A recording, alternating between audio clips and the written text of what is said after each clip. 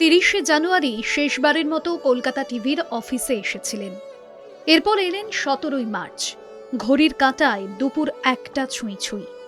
পোদ্দার কোর্টের ১ নম্বর গেটের সামনে বিশিষ্ট সাংবাদিক মানস চক্রবর্তীর নিথর দেহ।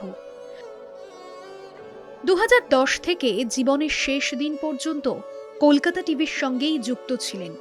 তাকে শেষ শ্রদ্ধা জানাতে হাজির সহকর্মীরাও। মানস চক্রবর্তীর নিথর দেহে মাল্যদান করেন কলকাতা টিভির যুগ্ম সম্পাদক গৌতম ভট্টাচার্য। এরপর কলকাতা টিভি থেকে পরবর্তী গন্তব্য ইস্ট বেঙ্গল ক্লাব।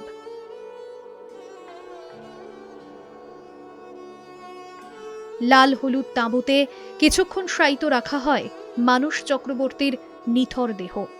মাল্যদান করেন ইস্টবেঙ্গল শীর্ষকর্তা দেবব্রত সরকার। এছাড়াও শ্রদ্ধা নিবেদন করেন প্রাক্তন ফুটবলার বিকাশ পাজি, মেহতাব হোসেন, নাজিমুল হক সহ প্রমুখ। এরপর ইস্টবেঙ্গল ক্লাব থেকে প্রেস ক্লাব হয়ে গন্তব্য ক্যালকাটা স্পোর্টস জার্নালিস্ট ক্লাব।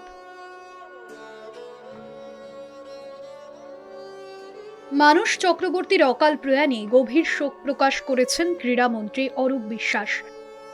তিনি বলেন, আমি জানতাম না, সকালে খবরের কাগজ পড়ে জানতে পারি। মানস চক্রবর্তী দীর্ঘদিন ধরে খেলাধুলোর সঙ্গে জড়িত ছিলেন এবং কলকাতা ময়দানে প্রচুর কাজকর্ম করেছেন। ওনার প্রয়াত আত্মাকে শান্তি এবং পরিবারকে আমার সমবেদনা জানাই। প্রিয় এমসির সঙ্গে শেষ যাত্রায় পা মেলালেন অনেকেই। চোখের জলে বিদায় জানালেন একসময়ের ময়দান কাঁপানো ক্রীড়া সাংবাদিককে।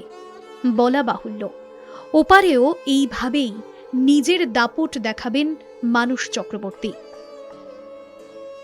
কলকাতা টিভির তরফ থেকে মরণোত্তর সেলুট প্রিয় এমসিকে। যেখানেই থাকুন, খুব ভালো থাকুন।